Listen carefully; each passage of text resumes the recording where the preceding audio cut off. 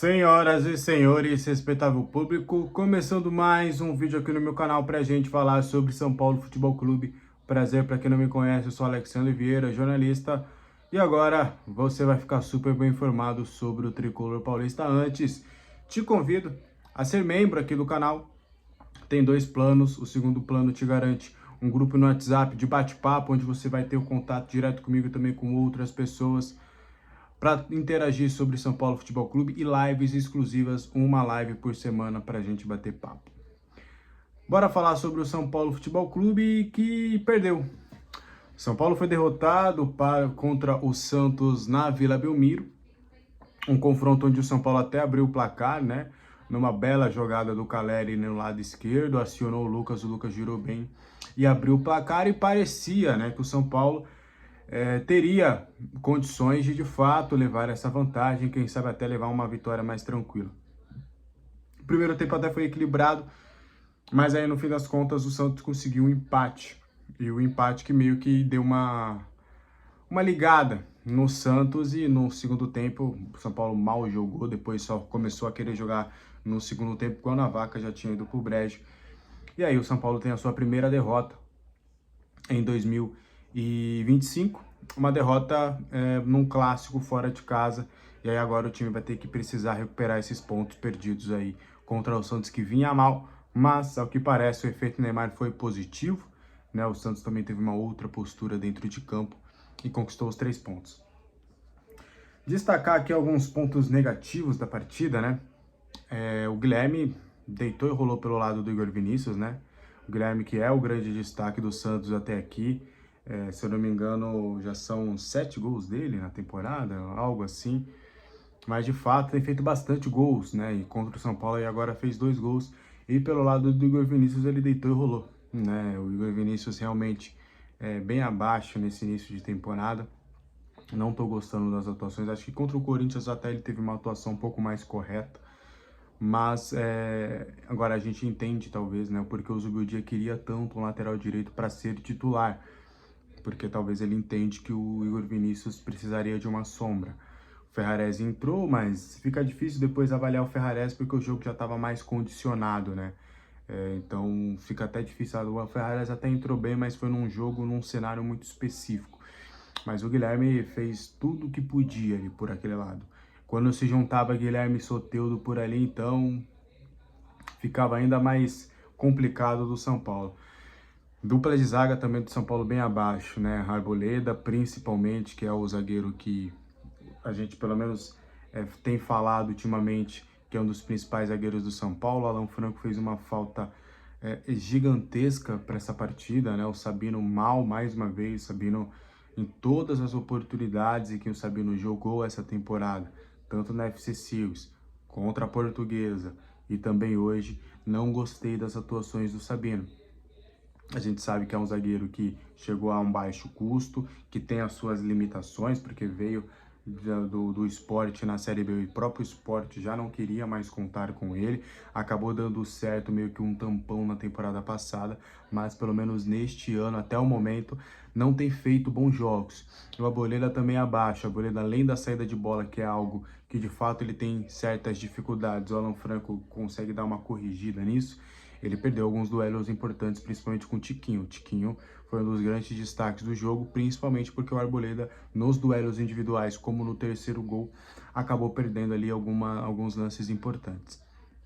O que mais que a gente pode falar? Acho que de mais destaques negativos em relação a jogos individuais, acho que é isso. O Luciano abaixo mais uma vez, acho que o Oscar também não fez lá uma grande partida, o Lucas tentou mais uma vez, o Caleri brigando como sempre, acho que não tem muito o que falar.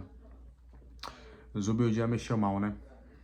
Por mais que dá para entender qual foi a sua intenção, que foi colocar o Oscar como segundo volante, o Alisson como primeiro, para você, em tese, ter mais controle de bola, né, melhorar até a saída de bola, só que o Oscar, que já estava fisicamente, já estava cansado, visivelmente cansado, então ele já não estava mais recompondo, né? Então a defesa ficou bem exposta, né? A defesa ficou bem exposta, o meio campo ficou bem exposto. E hoje no futebol moderno você se ganha o jogo mais ou menos no meio campo. Então quando ele tira o Pablo para colocar o Ferreirinha, que em tese seria uma alteração um pouco mais ousada, e até em alguns cenários pode acabar dando certo, nesse cenário específico não era o que o time estava pedindo. Talvez a tirada do Luciano, colocar mais um homem de meio campo ali para dar um fôlego, né, para dar uma sustentação, ali poderia ser algo mais vantajoso, mas ele optou por ser um pouco mais ousado e mexeu mal, mexeu bem mal o Zubeldia. Não gostei dessa alteração, que também acabou condicionando o jogo também pro Santos ter uma vitória tão larga como o 3-1. O Zubeldia não foi bem nessa. E, enfim, acho que além de tudo, né, há de se destacar também o campo que estava abaixo, mas o campo estava abaixo para os dois lados, estava ruim para os dois lados, e o Santos mesmo assim conseguiu levar perigo e ter algumas ações importantes na partida. Então, acho que foi uma partida bem ruim do São Paulo. São Paulo que veio de uma partida contra o Guarani que ok, uma partida contra o Corinthians que foi muito bem, contra a Portuguesa também com os reservas foi uma partida bacana, mas essa partida contra o Santos fica de aprendizado aí algumas questões que o Zubeldia tem que rever para que isso não aconteça, né? Acho que o Santos, de fato, o Santos estava com 3 derrotas seguidas, cara. 3 derrotas seguidas e venceu com autoridade o São Paulo na Vila Belmiro. Enfim, deixa aqui o que você achou do jogo, quero muito te ouvir. Bora para as informações aí depois dessa análise do jogo. O zagueiro Igão, vamos explicar um pouquinho dessa história do Igão. Alguns até ficaram com dúvidas, e aí depois a gente também foi conversar com outras pessoas para a gente ter um pouco mais de detalhes em relação à situação do Igão. O Igão, ele tem 17 anos, ele subiu para os profissionais, e a ideia das pessoas que trabalham com o Igão é dele não voltar para o sub-20. A ideia é que ele não volte, que ele de fato fique nos profissionais. E aí vai entrar naquela seara. Ele não vai jogar no sub-20, então ele não vai ser aproveitado no sub-20 porque ele não quer descer. Ele, quando eu digo ele, a gente fala staff. E o Zubeldia também não vai utilizar, porque o Zubeldia tem outros atletas na frente. O Igão tem que furar uma hierarquia muito grande para começar a ter oportunidades. O São Paulo tem outros 5 zagueiros. Então, fatalmente, o Igão vai acontecer o que? Ele vai ficar sem jogar. E aí, quando ele completar 18 anos, em agosto, é fatal que chegará uma proposta para ele. Ele não é um zagueiro valorizado, de seleção brasileira sub-20, de seleção brasileira sub-17. Então, o mercado olha para ele como uma boa oportunidade. E você tendo um cara que não está jogando, que está desvalorizado no mercado, o que vai acontecer? Os clubes europeus vão aproveitar essa oportunidade para ter um ativo que pode daqui a pouco valer milhões e milhões de euros, e você vai pagar uma bagatela por ele. Então isso, ele já tem sondagens, tá? A gente conseguiu ir atrás que ele tem já algumas sondagens. Ele é agenciado pelo Pitombeira, que é um empresário que tem uma certa abertura lá no mercado externo, inclusive é o próprio empresário também do Thiago Mendes. Então é bem possível que o Igão se ele continuar mesmo assim que ele teve nos primeiros 6 meses dele como profissional, fatalmente deve aparecer uma proposta aí no meio do ano, e o São Paulo vai acabar vendendo com aquela velha narrativa de um cara que não vai impactar no elenco, que não tá jogando, que a gente vai vender e vai pegar um percentual, e aí vai vir aquela história de novo, William Gomes parte 2. Pra gente continuar, eu até anotei aqui lembrei do Alan Franco. Situação do Alan Franco. O Alan Franco ficou de fora da partida por conta de uma sobrecarga.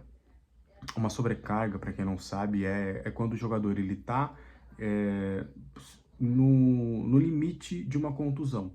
Então, se ele fosse para o jogo na Vila Belmiro, os índices lá que o São Paulo tem para analisar o jogador, estava dando que ele tinha um índice muito alto para contusão. Então, para que ele de fato não tivesse uma lesão, o São Paulo preferiu de fato deixar ele descansando, e a tendência, tá, é dele não ter problemas para enfrentar o Mirassol na quarta-feira. É bem possível que ele esteja aí entre os relacionados, e até num primeiro momento vai ser avaliado todas as questões físicas contra o Santos, mas a tendência é dos jogadores principais estarem contra o Mirassol, e só lá no confronto contra o Bragantino o São Paulo ir com uma equipe alternativa para esse confronto, tá? Mas o Alan Franco não preocupa em um primeiro momento, ele descansou esse final de semana, deve se reapresentar melhor na segunda-feira e aí deve reunir condições de enfrentar o Mirassol. Beleza? Esse foi o vídeo de hoje. Galera, não foi um vídeo lá tão animado, né? Derrota, vídeo pós-derrota sempre é mais difícil, né? Mas eu espero que você tenha gostado do vídeo. Aproveite o seu final de semana, vamos esquecer um pouquinho o São Paulo nesse sentido. Bora aproveitar o domingão, aproveitar com a família, fazer as coisas que vocês gostam, tá? Descansar bastante para um novo mês aí de fevereiro que promete coisas boas para todos nós, beleza? Não esqueça, tá? Para você se tornar membro, apoiar o canal, são 2 planos, um para apoiar o canal e o outro que tem algumas coisas, algumas vantagens bem bacanas, como live aqui comigo e também o grupo lá do WhatsApp. Beleza? Um abraço para todo mundo, fiquem com Deus, até a próxima, tchau!